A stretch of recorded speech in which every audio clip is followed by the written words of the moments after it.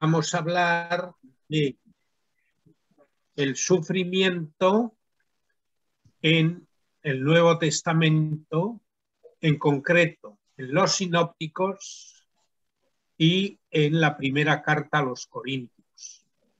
Y al final, pues hablaré un poco de qué hacemos nosotros con el sufrimiento, porque estas charlas no se trata de que sean únicamente arqueológicas, qué escribieron, qué pensaron, qué pasó, sino cómo nos sirve a nosotros para vivir la fe cristiana. Bueno, entonces la predicación de Jesús se puede resumir en una frase, que es: el reino de Dios está cerca. Entonces vamos a desarrollar primero un poco qué se entiende por reino de Dios. Reino de Dios es Dios mismo. ¿Se oye bien y todo está en orden? Sí, perfecto. Perfecto. Los invitamos a apagar las cámaras para mejorar la Que conectividad se ha y oído, los hay audios una música. también, por favor.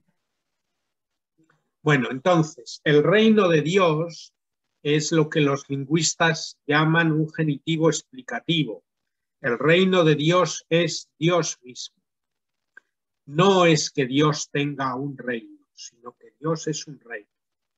Por tanto, el reino de Dios es una metáfora para hablar de la actuación de Dios. Igual que si nosotros decimos la ciudad de Madrid, no quiere decir que Madrid tenga una ciudad, sino que Madrid es una ciudad. Pues el reino de Dios no quiere decir que Dios tenga un reino, sino que Dios es un reino.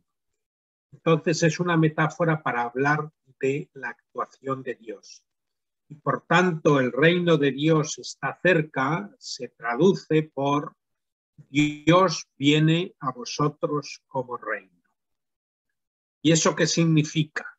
Bueno, Jesús no describe en los evangelios qué es el reino de Dios, porque eso está en la tradición judía, sino que con las parábolas del reino nos explica las características del reino tal como él lo concibe, o lo que es lo mismo, las características de la actuación de Dios tal como él las entiende. Entonces, el reino de Dios tiene una triple dimensión. Primero, el reino de Dios empieza por el perdón de los pecados, con lo cual el hombre obtiene la reconciliación con Dios, o dicho de otra manera, Dios se reconcilia con el hombre, porque Dios no es rey de hombres que están en conflicto con él.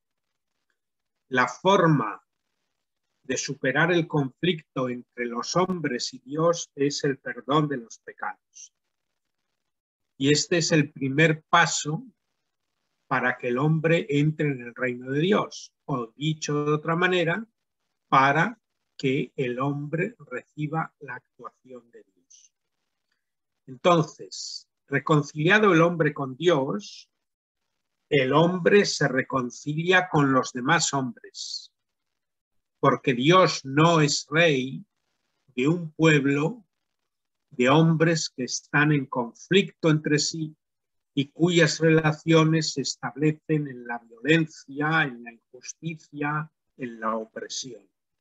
Dios solo es rey de hombres que se relacionan entre sí mediante la justicia o incluso el amor. El pueblo ese del que Dios es rey es un pueblo de personas reconciliadas entre sí. Y tercera dimensión, el hombre en el reino de Dios no solo se reconcilia con Dios y con los demás hombres, sino que se reconcilia también con la naturaleza. Y por tanto, el hombre vive en un doble sentido reconciliado con la naturaleza. La naturaleza le ofrece sus frutos, ya no hay hambre, como ya había profetizado Ezequiel, pero al mismo tiempo el hombre no violenta la naturaleza, sino que la usa, no abusa de ella, la usa para que contribuya a que el hombre se realice como miembro de ese reino de Dios. Esto lo dice muy bien el Apocalipsis cuando dice en su capítulo 21, y ya no habrá ni hambre, ni llanto, ni muerte, ni dolor, porque el mundo viejo ha pasado. Bueno, es importante caer en la cuenta de que estas tres dimensiones son tres dimensiones inherentes al reino de Dios. Y no se puede priorizar una sobre las demás, sino que todas se dan a la vez. Aquí se insertan los milagros que Jesús hace en el Nuevo Testamento. Los milagros que Jesús hace son expresión del reino de Dios y por tanto las curaciones, los exorcismos y los llamados milagros de la naturaleza son todas acciones maravillosas que expresan el reino de Dios. En el mundo antiguo, con frecuencia se concebían las enfermedades como producidas por el espíritu del mal, el diablo, los demonios, etc. Es decir, en el fondo, las enfermedades eran concebidas muy frecuentemente como consecuencia del pecado. Jesús esto lo niega en el Evangelio de Juan cuando cura al ciego nacimiento, que los discípulos le preguntan, ¿quién pecó, él o sus padres para que naciera ciego? Y Jesús dice, ni él ni sus padres, sino que esto ha ocurrido para que se revele la gloria de Dios. Pero la idea es que el pecado produce la muerte y por tanto produce la enfermedad. Evidentemente, esto está lejos de nuestra mentalidad y habría muchas cosas que matizar aquí, pero no me voy a entretener en ello. Entonces Jesús hace exorcismos, pero hace también curaciones. Por poner un ejemplo, la curación del paralítico en Cafarnaún que le descuelgan por el tejado. Cuando descuelgan al paralítico, claro, los que le llevan y el mismo paralítico lo que esperan es que le cure de la enfermedad. Pero Jesús dice, tus pecados te son perdonados. Bueno, él quería otra cosa. Y entonces Jesús dice, para que veáis que el Hijo del Hombre tiene poder para perdonar los pecados, le dice al paralítico, levántate y anda. Con esto quiero poner de relieve la relación intrínseca que en la mentalidad del Nuevo Testamento y también de Jesús hay entre enfermedad y pecado. Y por tanto, para entrar en el reino de Dios, primero hay que perdonarle los pecados. Y una consecuencia de ese perdón de los pecados es que queda libre de la enfermedad. En el caso del paralítico se ve bien. Pero incluso los llamados milagros de la naturaleza, el más importante de todos ellos, sin duda, la multiplicación de los panes. La multiplicación de los panes es el único milagro de Jesús que está en los 4 evangelios. Y en el Evangelio de Marcos y de Mateo no solo está, sino que está por 2 veces. Es decir, Jesús multiplica los panes 2 veces. La primera para los judíos, en el Evangelio de Marcos es muy claro, y la segunda para los paganos. Evidentemente, la multiplicación de los panes es expresión de la reconciliación con la naturaleza. El hambre, pues siempre ha sido, junto con la muerte, las dos expresiones más claras de la ruptura del hombre con la naturaleza. Si el hombre no puede alimentarse, pues evidentemente es que la naturaleza le resulta hostil.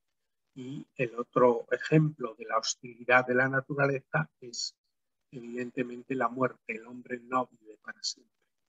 Entonces, con esto, ¿qué es lo que quiero decir? Primera idea y fundamental. Jesús anuncia el reino de Dios y el reino de Dios implica la superación del sufrimiento y de la muerte. Evidentemente, las tres resurrecciones que aparecen en los evangelios, la hija de Jairo en los sinópticos, la resurrección del hijo de la viuda de Naín en Lucas y la resurrección de Lázaro en el evangelio de Juan, tienen esta expresión, que es que Jesús no solo ha resucitado él, sino que nos ha librado de la muerte. Entonces, primera idea es que la obra de Dios en el mundo, el reinado de Dios, es reconciliación con la naturaleza y, por tanto, superación del sufrimiento y de la muerte. Ahora bien, y ahora viene, vamos a decirlo así, la parte más interesante, que es que Jesús supera el sufrimiento y la muerte pasando por ellos. Porque en teoría hay dos maneras de superar el sufrimiento, y es que Dios desde el cielo nos lo quite, que es lo que, digamos, el ser humano a veces le pide a Dios, ¿no? Que el Señor nos quite el sufrimiento, que el Señor libere al mundo y a la humanidad de todo sufrimiento y de la muerte. Pero esto no es lo que Dios hace en su Hijo, sino que su Hijo ha asumido nuestra naturaleza humana y al asumir nuestra naturaleza humana ha asumido nuestra finitud, cuya consecuencia primera es el sufrimiento y la muerte, y ha asumido también las consecuencias del sufrimiento, de la muerte y del pecado. Porque como dice San Pablo en la segunda carta a los Corintios, Dios hizo a su Hijo pecado en nuestro favor. A quien no conoció pecado, lo hizo pecado en nuestro favor. Entonces, claro, Jesús es condenado a muerte. Es condenado a muerte por las autoridades del judaísmo, los saduceos, que traducen su condena, su decisión de condena a muerte, se la traducen a Pilato para que Pilato dicte la sentencia, porque una de las cosas primeras que hacían los romanos con los pueblos conquistados era el quitarles lo que ellos llamaban el jus capitis o jus gladi, o sea, el derecho de cabeza o el derecho de espada, que nosotros llamamos la pena de muerte. El sumo sacerdote podía imponer a los judíos penas de multas, incluso castigos físicos. El más grave eran los 40 azotes menos uno, pero no podía imponer la pena de muerte porque eso no lo permitían los romanos. Por tanto, los sacerdotes trasladan a Pilato su decisión. Nosotros tenemos una ley y según esa ley debe morir. Bueno, ahora nosotros nos podemos preguntar qué artículo de la ley, es decir, del Pentateuco, adujeron los judíos a Pilato. Bueno, yo mantengo, y lo he escrito en algún sitio, que es Deuteronomio 18:18, porque ahí se dice, Dios le dice a Moisés, yo suscitaré un profeta como tú de entre tus hermanos. Pero el profeta que tenga la osadía de decir lo que yo no le he mandado decir, ese profeta es reo de muerte. Y por tanto, los sumos sacerdotes mantienen que Jesús es un falso profeta, que Jesús dice falsedades en nombre de Dios. Eso es la blasfemia. Jesús es condenado por blasfemia, porque ha dado al pueblo un mensaje que los sumos sacerdotes entienden como falso. ¿Cuál es ese mensaje? Ese mensaje es que el reino de Dios que Jesús ha anunciado llega como don de Dios, llega como regalo de Dios. Mientras que el judaísmo de su época, bueno, los fariseos en el fondo, los saduceos no pensaban que el reino de Dios fuera a llegar nunca, pero los fariseos y los esenios, y también los celotas, aunque los celotas son un poco posteriores, pues pensaban que el reino de Dios llegaría cuando Dios respondiera a nuestros merecimientos. Y Jesús lo que mantiene es que Dios nos regala con su reino, independientemente de nuestros merecimientos. Ahora bien, nosotros tenemos que corresponder a ese regalo de Dios con nuestro agradecimiento y con nuestra actuación. Pero nuestros méritos no son la condición para alcanzar a Dios, sino la consecuencia de haber recibido su regalo.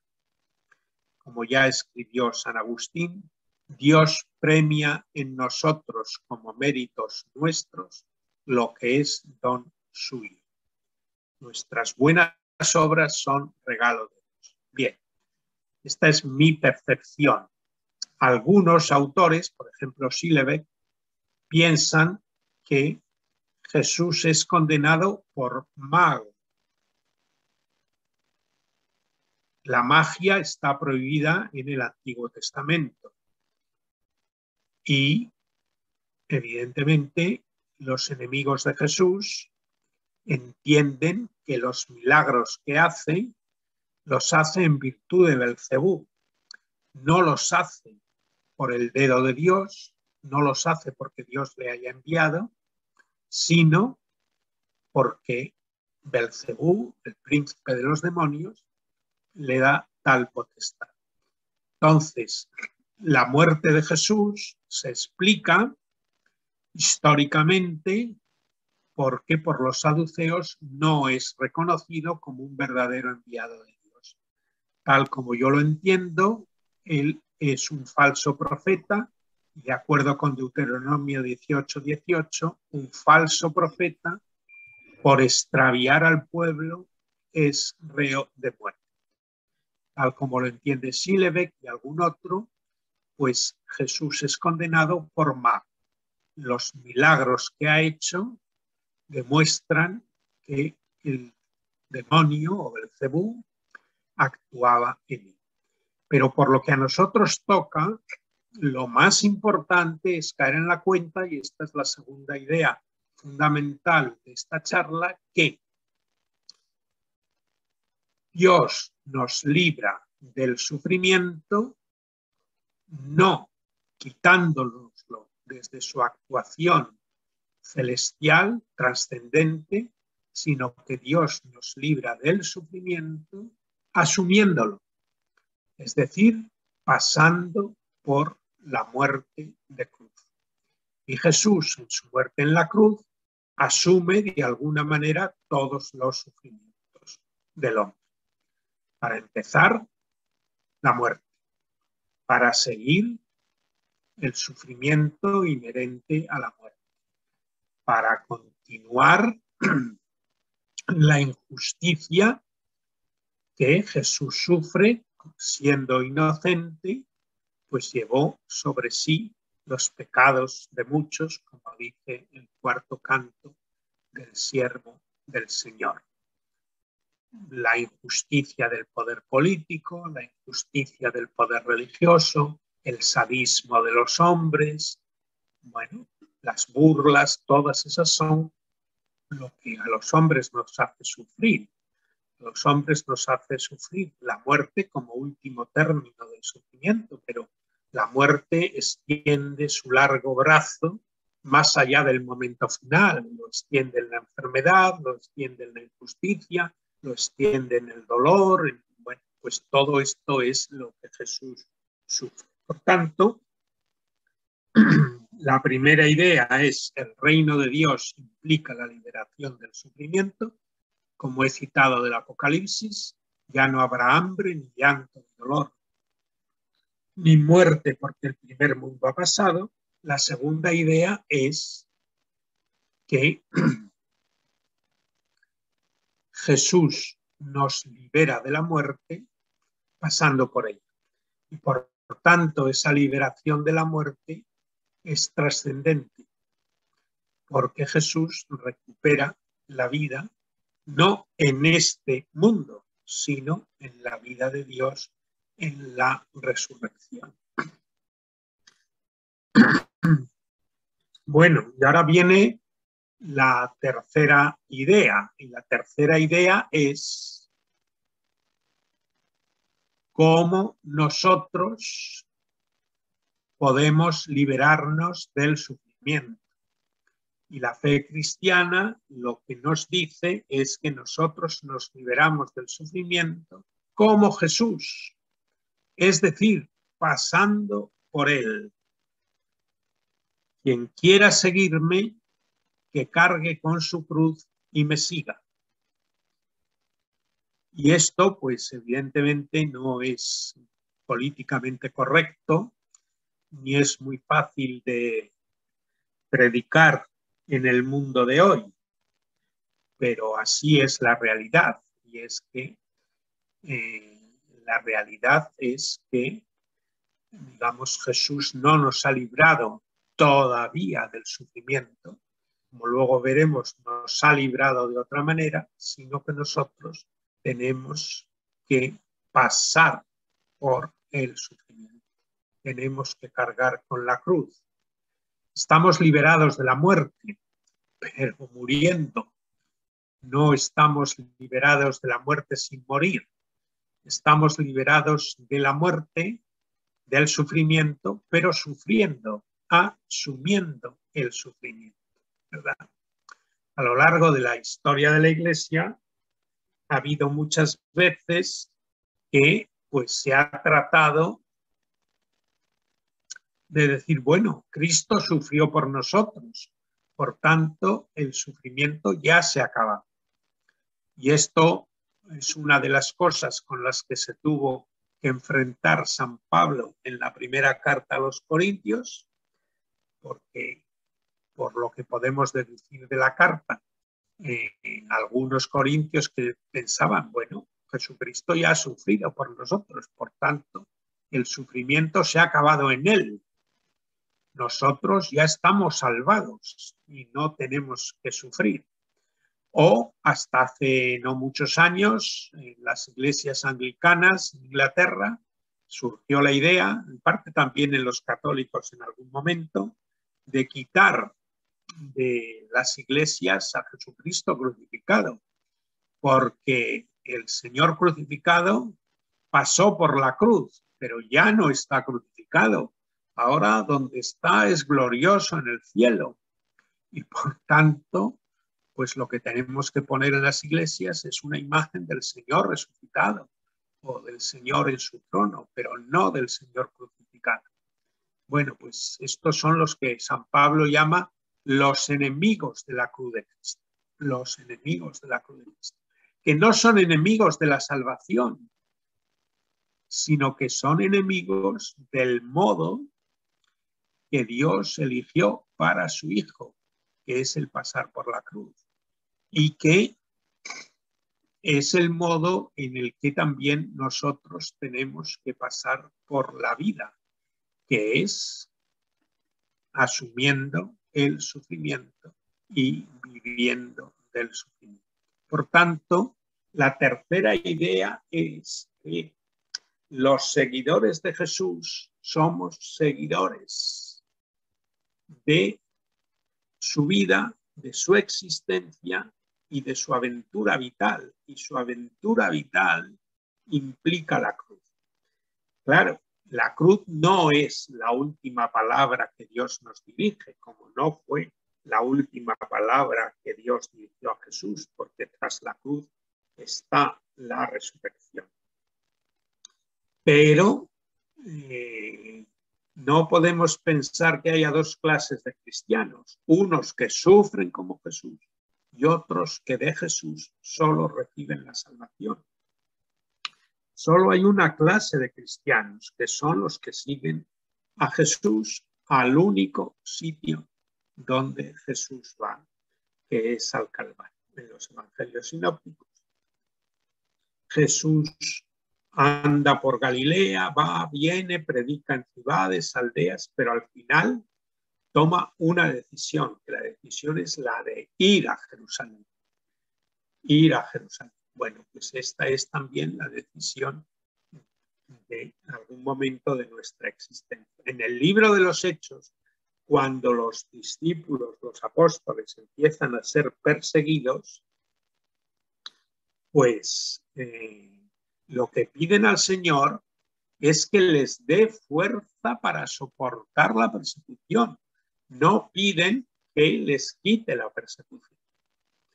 De alguna manera, esta es, digamos, la oración de los cristianos. La oración de los cristianos es que nosotros podamos ser fieles como Jesús. O sea, Jesús asume la cruz en fidelidad al Padre y en amor a los hombres y en amor a los hermanos. Y esta es la manera, luego lo diré, en que los cristianos podemos y debemos, digamos, vivir nuestro sufrimiento. Como ya dije el primer día, el sufrimiento es un existencial de la vida humana, ¿no? Llamamos existencial aquello que no pertenece a nuestra naturaleza, pero que se da siempre en la naturaleza, ¿no? Entonces, el sufrimiento es un existencial de la vida humana. Nosotros somos seres cuya naturaleza no entra al sufrimiento, pero al revés, vivimos siempre en el sufrimiento. Más o menos, bueno, pues cuando somos jóvenes la vida nos sonríe y creemos que el mundo está ahí para que lo conquistemos, y a medida que nos vamos haciendo mayores, pues vamos viendo que el mundo es más difícil de conquistar de lo que pensábamos y que además cada vez tenemos menos fuerzas, tenemos menos dientes, tenemos más canas y cada vez tenemos menos posibilidades de conquistar ese mundo, sino que, digamos, la larga y tétrica mano de la muerte se hace presente en nuestras vidas. Bien, dicho esto, vamos a la cuarta idea que quiero transmitir. La cuarta idea tiene que ver sobre todo con la primera carta a los Corintios de Pablo. Y esa idea es que el sufrimiento es además revelador.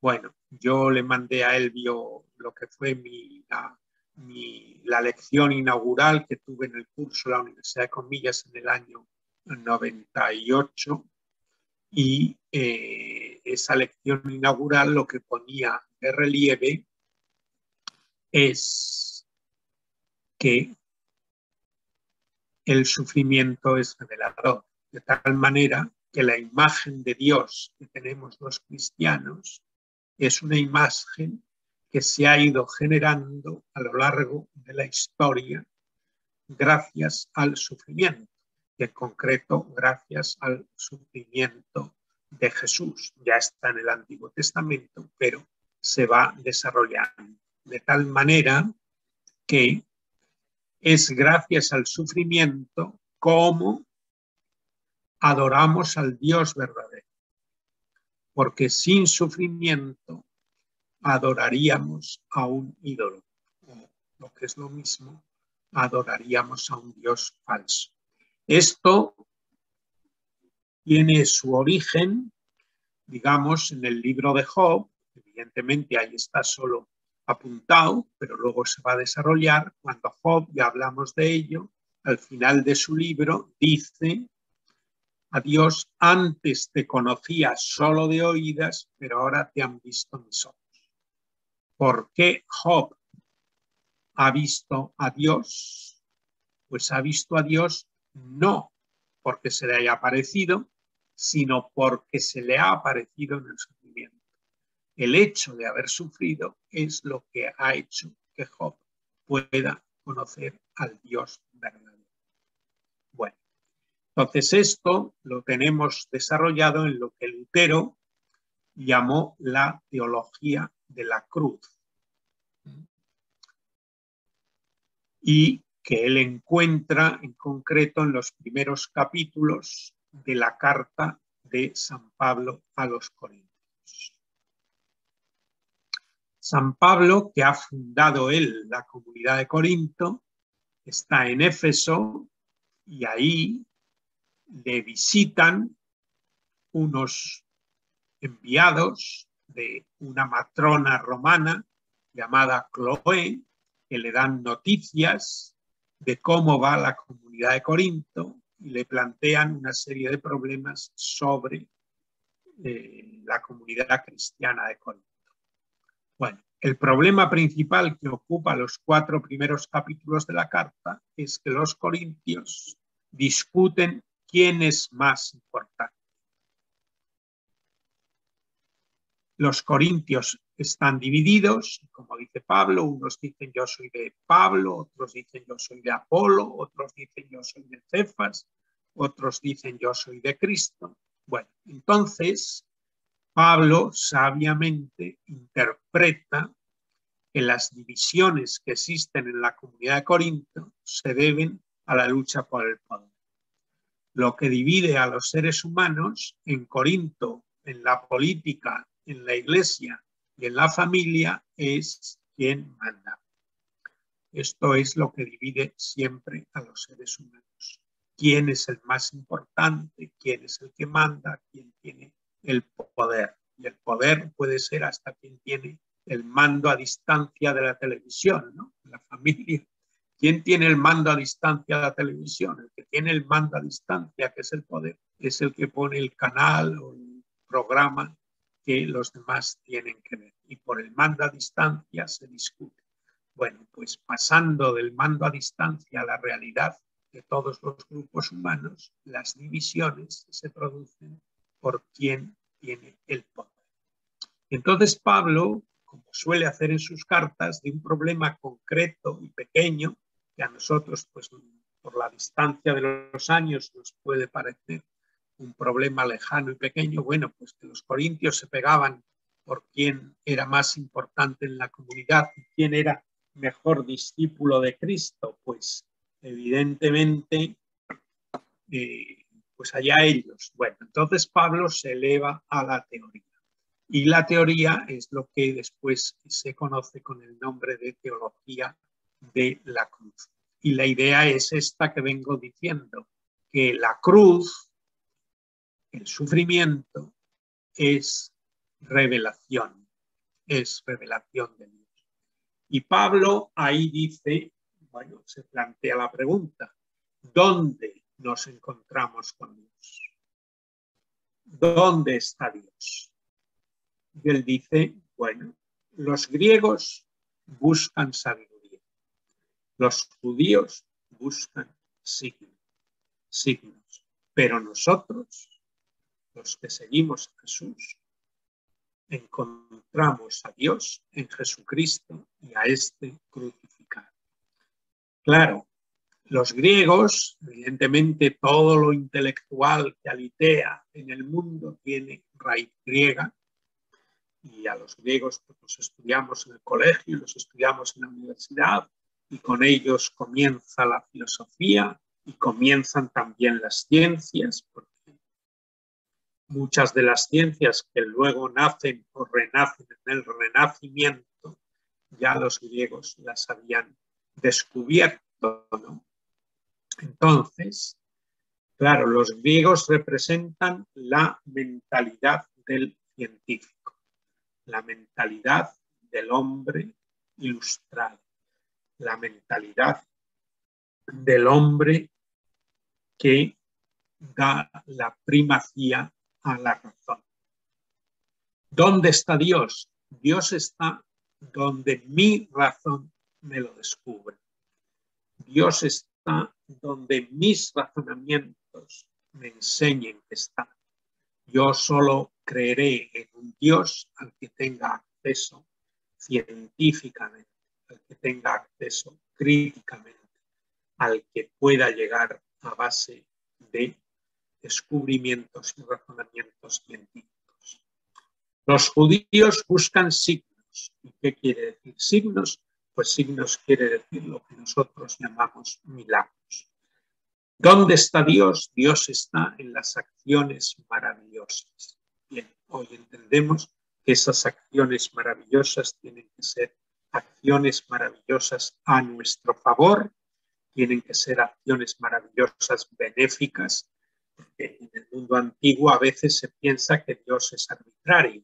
Las acciones maravillosas pueden ser buenas o malas, ¿no? Los dioses griegos pues son dioses que, digamos, son divinizaciones de las fuerzas de la naturaleza y pueden hacernos bien o mal.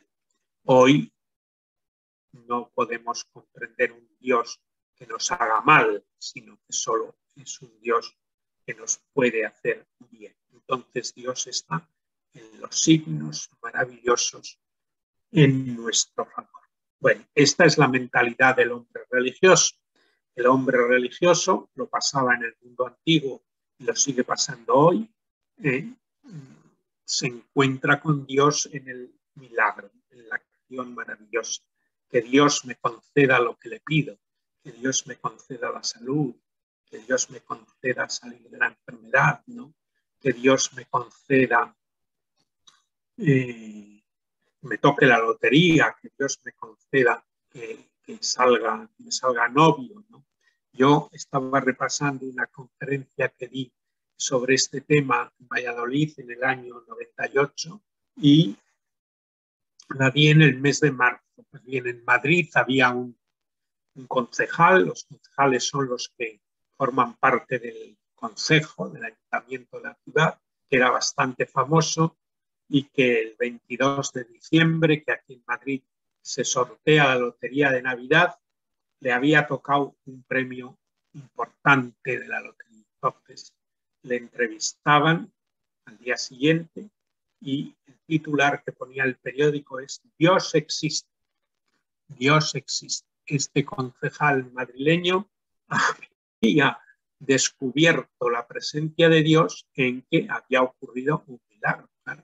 En la lotería y en España hay 1.000.000 de números, pues que toque el tuyo, pues es un milagro, claro.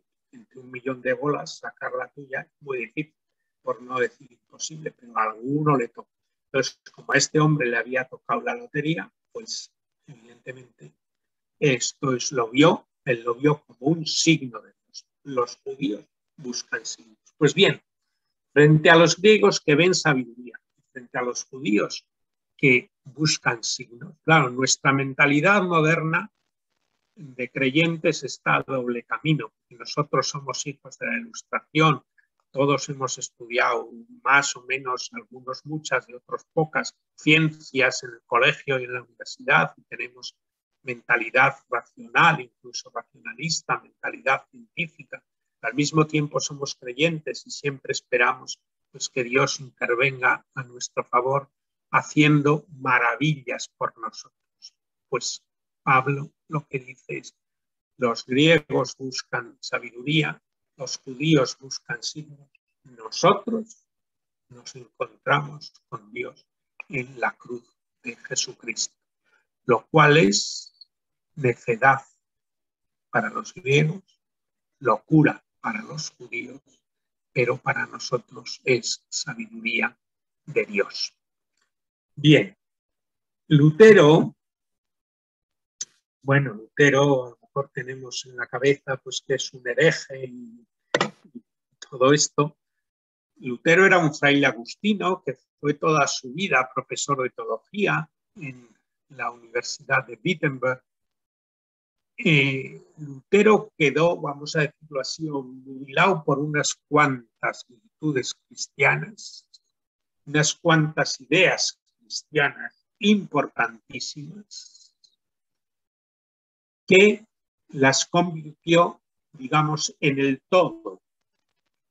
Es decir, esas ideas son muy importantes, pero no lo son todo. Pero él las convirtió en el todo y entonces despreció otros aspectos que también eran importantes en la fe cristiana. Voy a leer solo 2 textos de lo que se conoce como la controversia de Heidelberg. Es una controversia académica. Él era profesor y una de las cosas que los profesores hemos hecho durante toda la vida son las discusiones científicas. Entonces esto es una discusión científica, teológica, que tuvo lugar en 1518, cuando Lutero era todavía un fraile agustino y todavía no se había enfrentado con la Iglesia.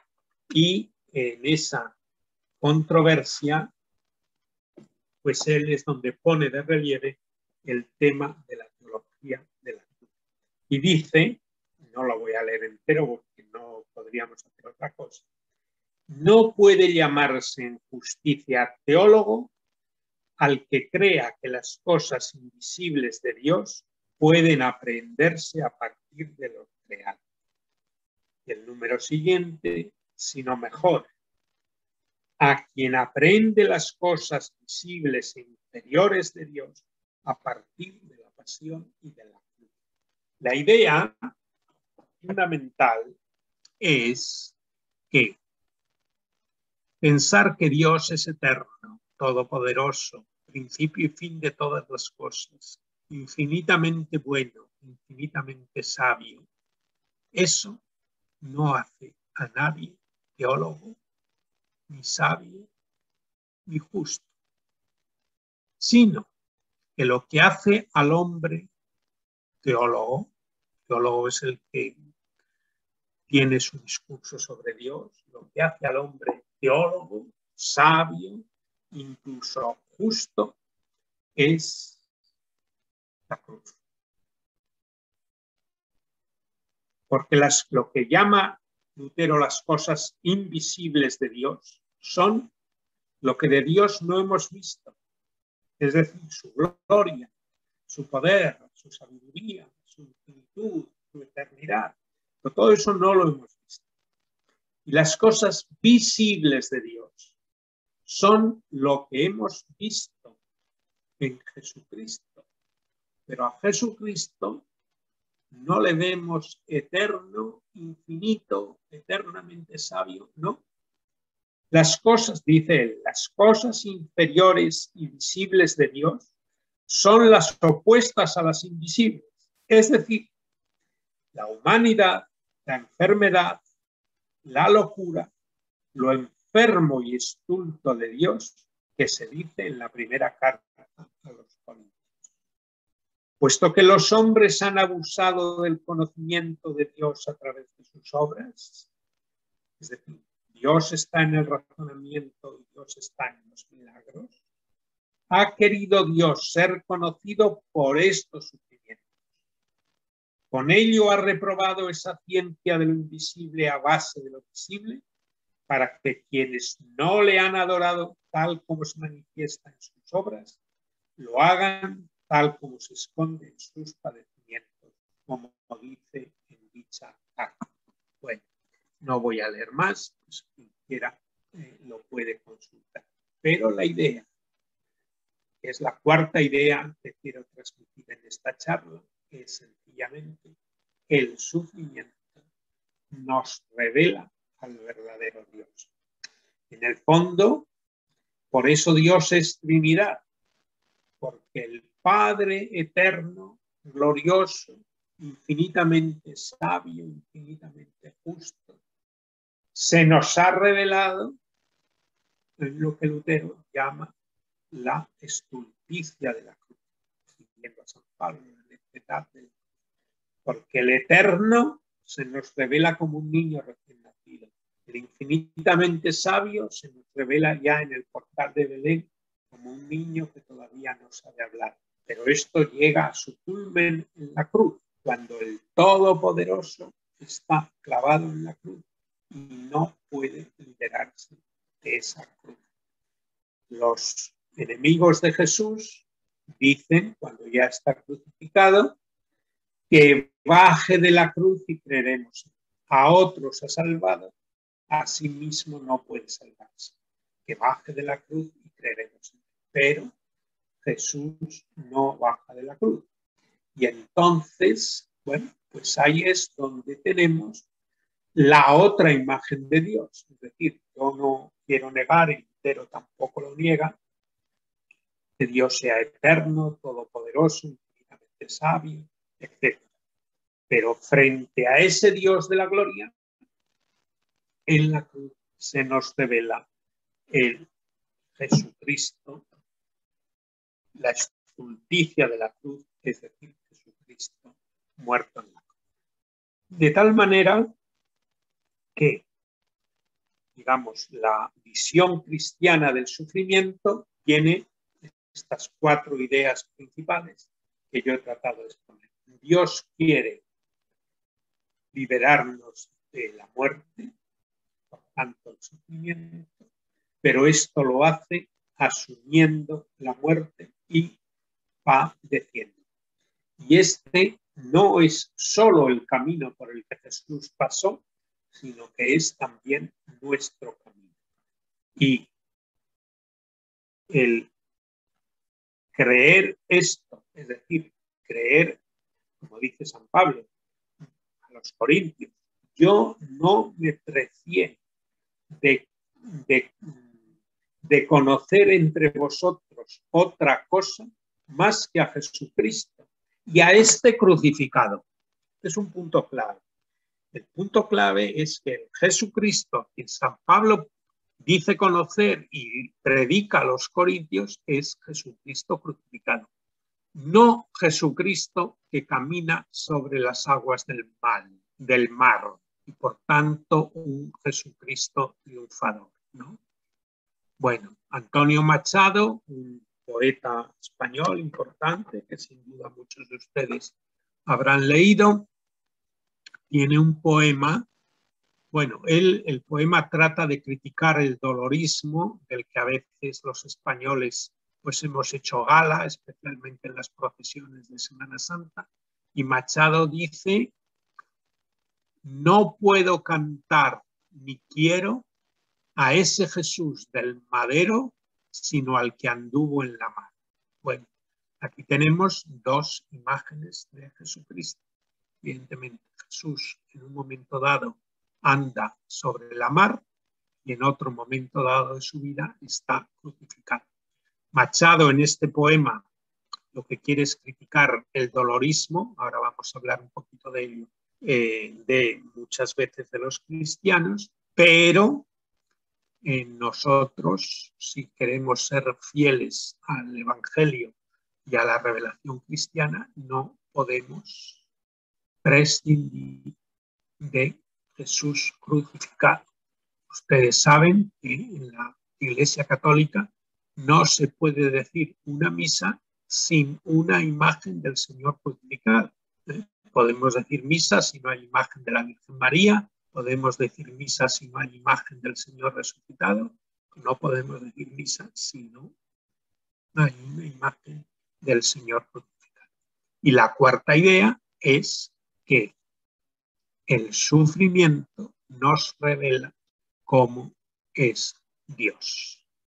Nos revela el verdadero Dios. Esto es en contra de las otras religiones, porque a veces se dice, bueno, los judíos adoran al mismo Dios que los cristianos y los musulmanes adoran también al mismo Dios. Bueno, es el mismo nombre de Dios, sí, pero de él tenemos experiencias espirituales distintas. Y el Dios de los cristianos es el único Dios que se revela en la cruz. Después del Holocausto, en la Alemania nazi, un rabino, el rabino Rubinstein, dijo: después de Auschwitz no podemos creer en Dios de la misma manera.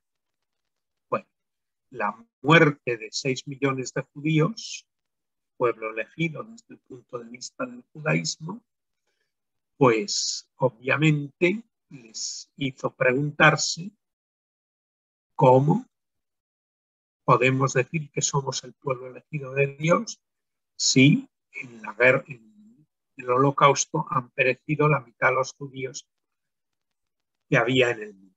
Y el rabino Rubinstein dijo esta frase que se ha hecho famosa, que es: ante el mal del mundo, ¿cómo podemos creer en Dios?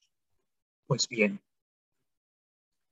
los cristianos sabíamos que Dios estaba presente en el dolor desde la crucifixión de Jesús. Bueno, con esto hemos acabado, digamos, el tema en el Nuevo Testamento. Ahora, en un ratito todavía que nos queda, pues voy a decir dos cosas más de tipo práctico. Bueno, yo empecé esta charla diciendo que las dos grandes preguntas que se puede hacer el hombre, no solo el creyente, sino el hombre, ante el sufrimiento son: primero, ¿por qué sufrimos? ¿Por qué existe el sufrimiento? ¿Por qué existe la muerte? Y la segunda pregunta es: ¿qué hacemos con él? Puesto que el sufrimiento, como acabo de decir, es un existencial de nuestra vida. Bueno, entonces creo que la respuesta, desde un punto de vista creyente, por supuesto, a estas dos preguntas son las siguientes. Primero, sufrimos porque es algo inherente a nuestra finitud. Es decir, Dios no puede crear un mundo infinito, no puede crear un mundo perfecto, porque eso sería crear un mundo con un funcionamiento mecánico que no es posible. Dios no puede crear otro Dios. Dios crea un mundo finito. Y entonces la finitud implica la limitación, y la limitación implica que esa limitación percibida se convierta para nosotros en sufrimiento. Pero además, el ser humano, el otro día alguien me preguntaba la diferencia entre sufrimiento y dolor, y yo dije, bueno, dolor, todos los seres vivos experimentan dolor, por lo menos todos los animales. Incluso nos podríamos preguntar si cuando se cortan las ramas de un árbol, el árbol no sufre un cierto dolor de alguna manera. Pero bueno, prescindiendo de esto, si a un perro le cortamos una pata, pues evidentemente eso al perro le duele, su sistema nervioso hace que le duele. Pero ese dolor solo se transforma en sufrimiento en el hombre.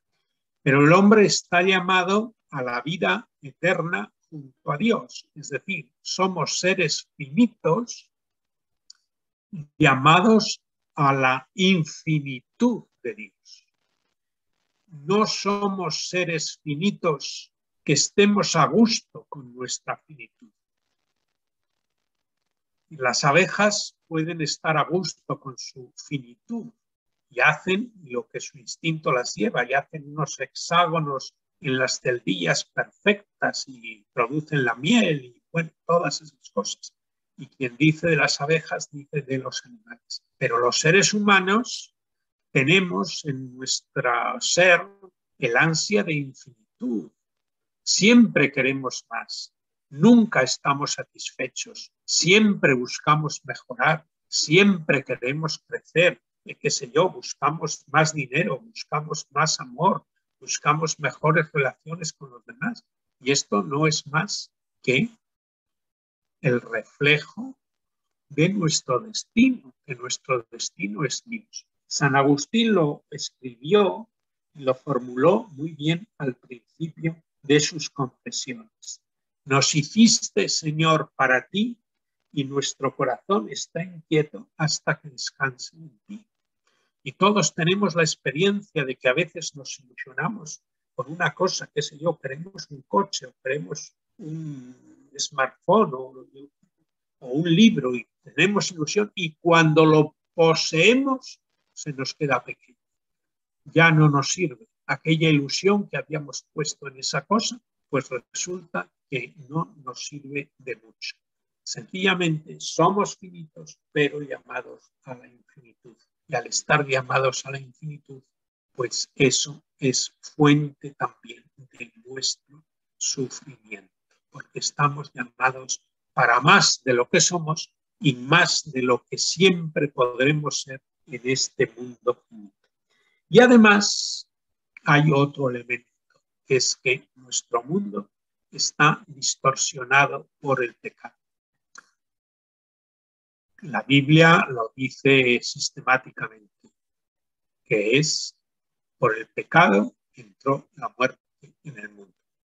Evidentemente nosotros sabemos que la muerte se debe a nuestra finitud, ¿verdad? Entonces, bueno, cada vez los seres humanos vivimos más, pero al final morimos. Y ahora el transhumanismo pues quiere vendernos la burra de que el hombre en algún momento va a dominar la muerte y la muerte va a ser opcional. Es decir, el que quiera morirse se morirá, pero el que no quiera morirse no se morirá porque si se le estropea el corazón le pondrán otro y todo se podrá arreglar con la medicina y con la tecnología. Bueno, esto es falso, aunque de vez en cuando aparezca en los periódicos profetas que dicen que el hombre va a acabar dominando a la muerte. El hombre morirá y morirá siempre. Siempre morirá. Alargaremos la vida, lo que haga falta, tendremos una vida mejor, más cómoda, más sana, seremos más capaces, pero no seremos nunca inmortales en este mundo. Entonces, esto es por inherente a nuestra finitud, ¿de acuerdo? Pero el pecado distorsiona nuestra mente, porque vamos a pensar que en teoría podríamos vivir la muerte de un modo feliz, como el final de un viaje realizado. Hemos llegado a los 90 años, tenemos una vida realizada, una vida sin sufrimiento, y al final del viaje, igual que cuando hacemos un viaje en tren, llegamos al final y estamos contentos de haber acabado ese viaje. Bueno, pues esto no es así. Esto no es así porque al final la muerte es una muerte dolorosa y en el fondo solo nos libra del dolor de la muerte la fidelidad a Dios, la fe, la relación feliz con los demás. Y por tanto, vivimos, o sea, no vivimos una muerte feliz, no vivimos una muerte como el final de un viaje en el cual nos damos por satisfechos por haberlo realizado, sino que vivimos la muerte como una desgracia, como un dolor. Que esa muerte sea a los 105 años y nuestra vida haya sido razonablemente feliz y nuestros hijos estén colocados y felizmente casados. Bueno, pues no. Al final el pecado distorsiona. Eso sin tener en cuenta las muchas veces en las que la muerte es realmente causada por el pecado. Pensamos en las guerras, pensamos en el terrorismo y pensamos en los excesos de la vida que llevan a veces a la muerte. Bueno, pues qué sé yo, desde el fumar que estadísticamente produce cáncer de pulmón y de vejiga, a que el beber el alcohol con mala alimentación puede producir cirrosis, o, como acabo de decir, la muerte que proviene de digamos, del pecado, del terrorismo, del odio, de los celos, del maltrato, todo este tipo de muertes que están provocadas por una acción pecaminosa del ser humano. Bueno, con esto hemos dado más o menos respuesta a esta pregunta. Y ahora la siguiente es, ¿qué hacemos con el sufrimiento? Dado que el sufrimiento está presente en nuestras vidas. Bueno, pues evidentemente lo primero que el cristiano tiene que hacer con el sufrimiento es tratar de vencerlo y tratar de evitarlo. Tanto el sufrimiento de los demás como el sufrimiento propio, con las, digamos, precisiones que voy a decir ahora.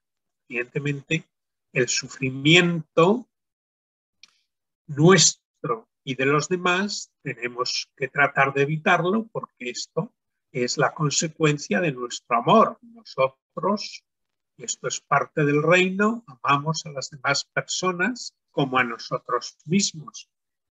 Y lo que queremos para nosotros, pues lo queremos también para los demás. Y como nosotros no queremos sufrir, pues tampoco queremos que los demás sufran. Bueno, y ahora ya empezamos las diversas precisiones. Obviamente, esto lo hacemos, esto de evitar el sufrimiento, por medios lícitos. Los medios lícitos son los medios éticos y los medios legales. Claro, en España se acaba de aprobar la ley de la eutanasia, con lo cual, bueno, todavía tienen que desarrollarse los reglamentos y estas cosas, pero la persona que lo considere oportuno, pues puede pedir la ayuda a los médicos para dejar de existir. La propaganda del gobierno dice que esto es por una muerte digna. Evidentemente, aquí se entiende que una muerte que va rodeada del sufrimiento no es una muerte digna, con lo cual los cristianos pues no podemos estar de acuerdo. Evidentemente, la muerte de Jesús en la cruz fue una muerte digna, porque lo que hace a la muerte digna no es el que no tenga sufrimiento, sino que sea una muerte humana en la que el hombre asume lo que él es en relación con Dios y en relación con los demás. Entonces, sufrir no nos hace indignos y sufrir la muerte, aunque sea con dolor y con sufrimiento, no hace nuestra muerte indigna. Bueno, otra cosa es que se puedan hacer y tener todos los cuidados paliativos convenientes y necesarios. Hoy cualquier médico nos dice que el dolor es evitable al 100%, es decir, evidentemente esto tiene sus contrapartidas, pues porque si se da al enfermo morfina, pues esa morfina puede adelantar la muerte, pero esto es legítimo en la fe cristiana, evidentemente. Lo que no es legítimo es poner actuaciones que provocan la muerte. Entonces, primera idea, ¿qué hacemos con el sufrimiento? Evitarlo, pero evitarlo por medios éticos y, por supuesto, legales. La medida en que la legislación, pues, refleje lo que es la postura ética. Ahora bien, en el sufrimiento también se pueden distinguir, y a mí en algún texto que he escrito, pues distinguía 3 clases de sufrimiento. Primero, el sufrimiento evitable, el sufrimiento que podemos evitar. Segundo, el sufrimiento inevitable, porque muchos de los sufrimientos que los seres humanos padecemos son sufrimientos que no podemos evitar. Por ejemplo, una enfermedad, un cáncer. Bueno, pues esto a veces sí se puede evitar, entonces ya pasaba a la categoría de sufrimiento evitable y en otros casos, pues sencillamente no podemos evitar. Y finalmente, el sufrimiento que elegimos. Y en este me quisiera detener un momento. Bueno, entonces, el sufrimiento evitable, pues hemos, como acabo de decir, de tratar de evitarlo por todos los medios lícitos, fundamentalmente que sean éticamente lícitos. Evidentemente, esa idea de para que no sufran le pego un tiro o una inyección y lo mando al otro mundo, pues evidentemente se ha evitado el sufrimiento, pero es un modo no lícito. Me quiero fijar en el sufrimiento que elegimos. ¿Se puede elegir sufrir? Pues evidentemente sí se puede elegir sufrir. A veces sí. Y para los que me escuchan, que de alguna manera son de espiritualidad ignaciana, pues les quiero recordar la tercera manera de humildad del libro de los ejercicios, que dice: la tercera humildad es perfectísima. Es a saber, cuando incluyendo la primera y la segunda, pues San Ignacio con unas condiciones, quiero y elijo más pobreza con Cristo pobre que riqueza, oprobios con Cristo lleno de ellos que honores. Podríamos añadir, no está en el texto, y elijo sufrimiento con Cristo sufriente que vida feliz. Bueno, ¿cuándo o bajo qué condiciones se puede elegir el sufrimiento? Bueno, primero hay un sufrimiento pedagógico que elegimos a veces y que sobre todo obligamos a elegir a nuestros hijos. Cuando castigamos a un hijo el domingo por la tarde para que estudie porque ha sacado malas notas y no le dejamos salir de juerga con sus amigos, pues evidentemente estamos eligiendo un sufrimiento para nuestro hijo. El muchacho o la muchacha lo que quieren es salir con sus amigos, pero les decimos, como no has estudiado como debías, pues hoy vas a estudiar. Y entonces le imponemos un sufrimiento. Estos son sufrimientos pedagógicos en los que evidentemente tiene su sentido porque se busca el bien mayor. En el fondo, todo castigo tiene que buscar algo mejor, es decir, no podemos confundir el castigo con la venganza, ¿no? En nuestro país, en España, todas las leyes penales en este momento buscan la rehabilitación del delincuente. Es decir, esta es la teoría, luego lo que ocurre en la realidad, pues habrá que verlo. Pero no se puede condenar a una persona a 20 años de cárcel para vengarse por el mal que ha hecho, sino que es para que aprenda a ser mejor y en la cárcel se rehabilite y luego pueda integrarse como una persona de provecho en la sociedad. Al menos esta es la teoría. Por tanto, se puede elegir, digamos, como pedagogía. Bueno, los ciclistas, y además ellos emplean la palabra el sufrir, dicen, este ciclista sufre bien. Sufrir es ir montado encima de la bicicleta una cuesta arriba, pues para tratar de ganar la carrera, ¿no? O la persona que hace unas oposiciones a un puesto y está un par de años que no tiene ni sábados ni domingos, sino que lo único que hace es estudiar para obtener un puesto de trabajo que después le va a permitir vivir. Bueno, pues evidentemente esto que hacemos a veces en la vida ordinaria y sin motivación cristiana, lo podemos aplicar también a la motivación cristiana. Y los cristianos podemos elegir sufrimiento para seguir más de cerca a nuestro Señor que es el que primero eligió la cruz. Como se dice en el Evangelio de Juan, nadie me quita la vida, soy yo quien la entrego. Evidentemente,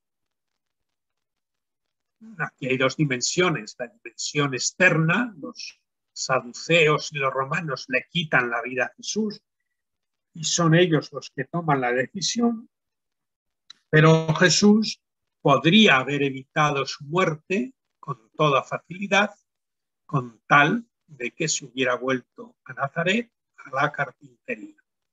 Si en vez de ir a Jerusalén, todo profeta tiene que morir en Jerusalén, dice el Evangelio de Lucas, si él se hubiera vuelto a la carpintería y allí pues sencillamente trabaja haciendo los encargos que le hacen la gente de su pueblo y de los pueblos de alrededor, pues no habría habido conflicto y habría muerto en paz de viejo en la cama. Pero Jesús tiene que cumplir la voluntad del Padre y al cumplir la voluntad del Padre elige la muerte en la cruz. Y por eso él puede decir con verdad, nadie me quita la vida, soy yo quien la entrega. Entonces, igual que Jesús, nosotros podemos elegir algunas veces algún tipo de sufrimiento. Pero evidentemente no elegimos el sufrimiento para sufrir. No elegimos el sufrimiento porque es mejor sufrir que no sufrir, sino que elegimos el sufrimiento por un bien mayor. Elegimos el sufrimiento para seguir al Señor más de cerca. El otro día me parece que ya adelantaba esto, alguna pregunta que se me hizo, pues sencillamente, si alguien elige irse de misionero con los más pobres de la India, como hizo Teresa de Calcuta, bueno, pues evidentemente lo que ha elegido es seguir a Jesús más de cerca. Pero esa elección lleva implícita el sufrimiento. Y entonces se elige el sufrimiento. Uno no opta entre una vida cómoda y feliz y una vida de sufrimiento, sino que opta entre seguir a Jesús más de cerca o no.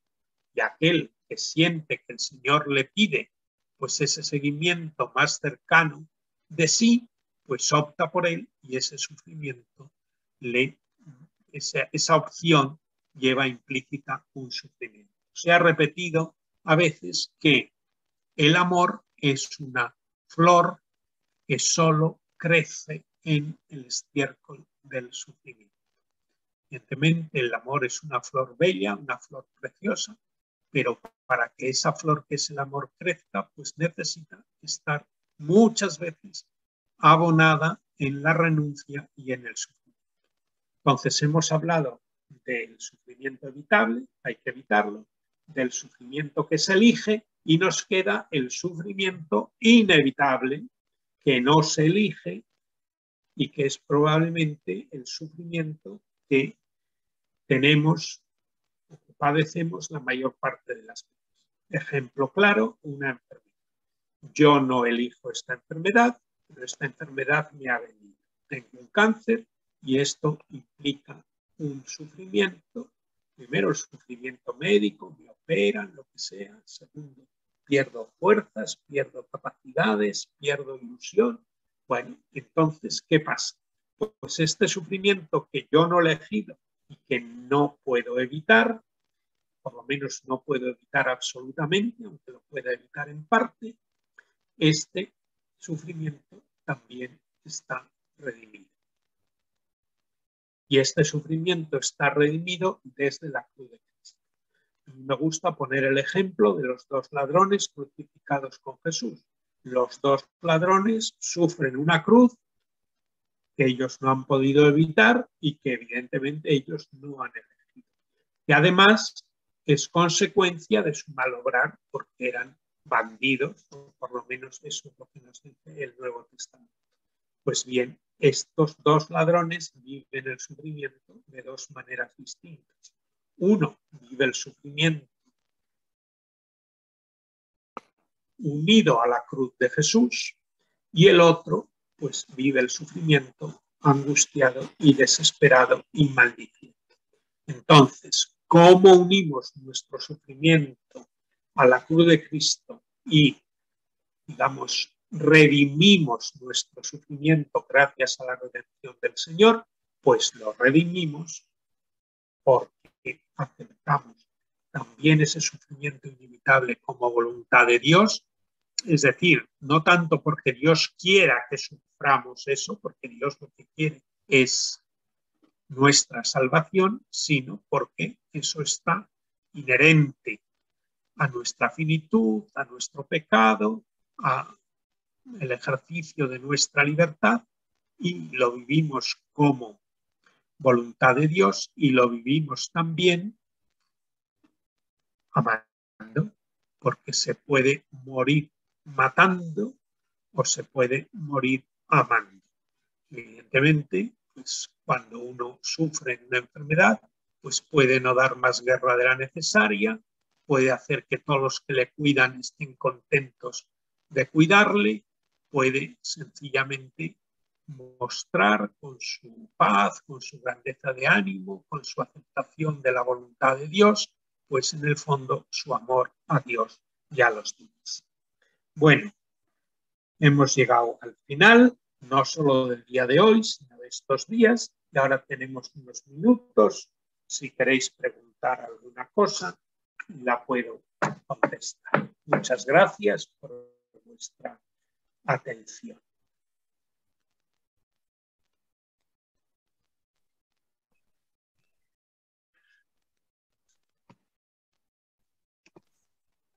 Joserra, muchísimas gracias.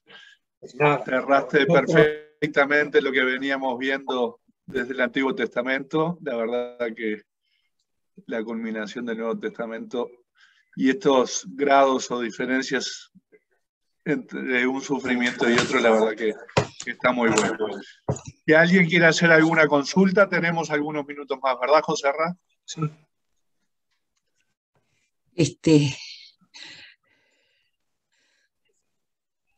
Y vamos a tener apuntes de esta última parte. Como mencionó José Ramón, él Una tiene una exposición en la Universidad de Comillas que nos lo ha mandado y desde la Comisión de Formación de CBX lo vamos a compartir con todos para quien la pueda y quiera luego el leer. otro texto de Mirada sobre el sufrimiento. Muchas gracias. Sí, también después compartiremos el link para ver los videos, para repasarlo también. Sí.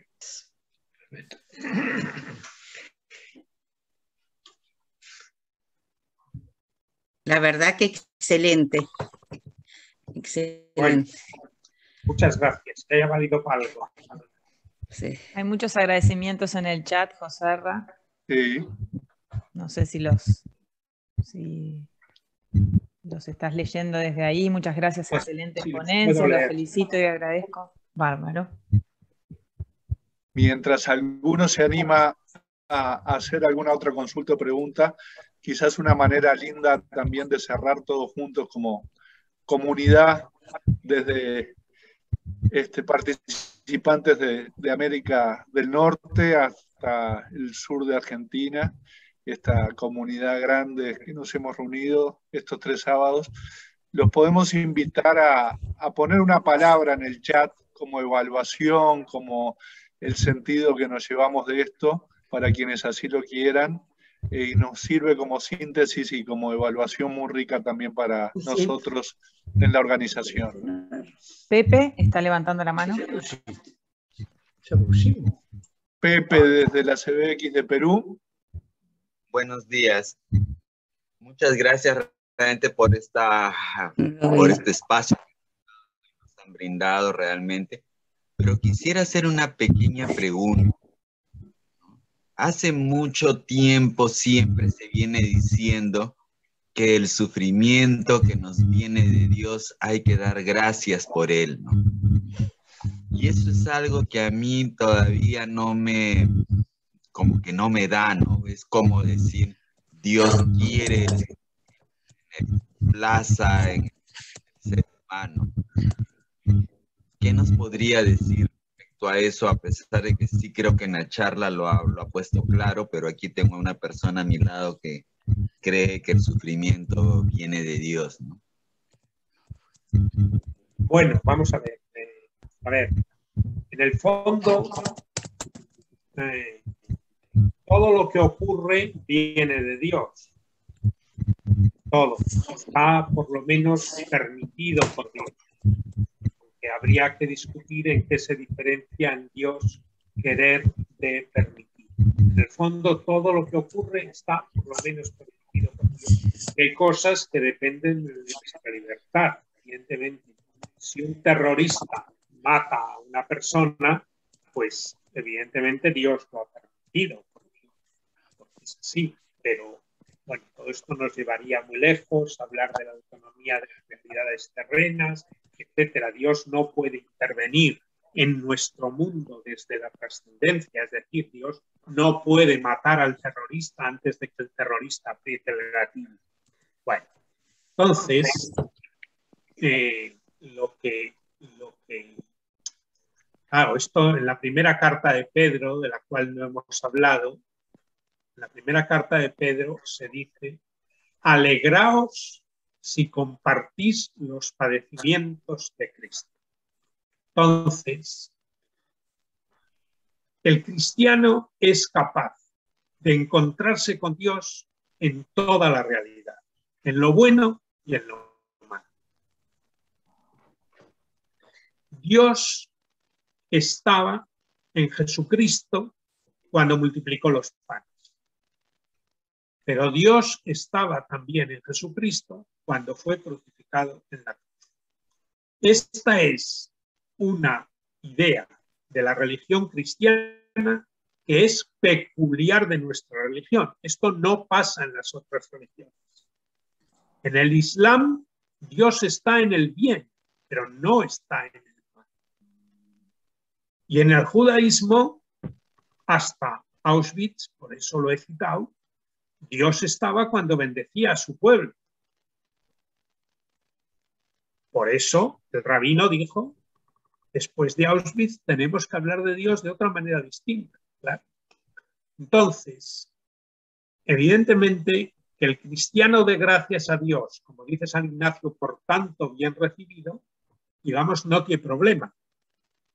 Hemos recibido de Dios la existencia, hemos recibido de Dios nuestras cualidades, hemos recibido de Dios la gracia y el perdón de los pecados y hemos recibido de Dios muchos beneficios particulares. Hemos aprobado las exposiciones, me ha salido una novia estupenda. Todos estos son beneficios que hemos recibido de Dios y por eso damos las gracias. Bueno, ¿podemos dar las gracias a Dios por las cosas malas que nos han ocurrido? Evidentemente, podemos dar gracias a Dios por las cosas malas que nos han ocurrido, pero no por el sufrimiento que nos han producido, sino por lo bueno que hemos sacado de esas cosas malas. ¿Podemos dar gracias a Dios porque Jesucristo muriera en la cruz? Sí. Porque gracias a que murió en la cruz estamos salvados. ¿Podemos dar gracias a Dios porque he tenido una enfermedad de la que me ha curado? Pues depende. Depende cómo hayamos vivido esa enfermedad y qué hayamos sacado de ella y de qué nos haya servido. Si esa enfermedad nos ha servido, primero para ser mejores. Segundo, para que nuestra mujer o nuestro marido o nuestros hijos o nuestros amigos nos cuidaran y hemos visto su amor y hemos sido capaces de corresponder a ese amor. Si de esa enfermedad hemos sacado fuerzas para vivir mejor, nos ha hecho aprender algo más sobre nuestra vida y sobre nuestra existencia, nos ha hecho mejorar, podemos dar gracias a Dios por eso. Es decir, no damos gracias a Dios por sufrir porque hemos sufrido, sino que damos gracias a Dios porque el sufrimiento nos ha hecho mejores. Y ese ser mejores quiere decir relacionarnos mejor con Dios y relacionarnos mejor con los demás. En el fondo, aunque yo no he empleado en mi exposición el dar gracias, estaba implícito en lo que he dicho de el sufrimiento que elegimos. O incluso, aunque sea el sufrimiento inevitable, ese sufrimiento nos ha valido para ser mejores, para relacionarnos mejor con Dios, para ser más conscientemente hijos suyos y hermanos de los demás.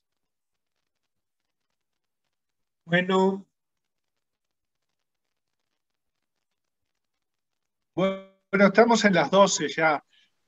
Nos hemos encontrado con un expositor que, además de tener un conocimiento maravilloso de la Biblia y del Antiguo Testamento, también tiene una finura espiritual que, como ponía alguien en el chat, nos ha ayudado no solo a conocer más, sino ha convertido estos 3 sábados en una meditación interior para nosotros, ¿verdad?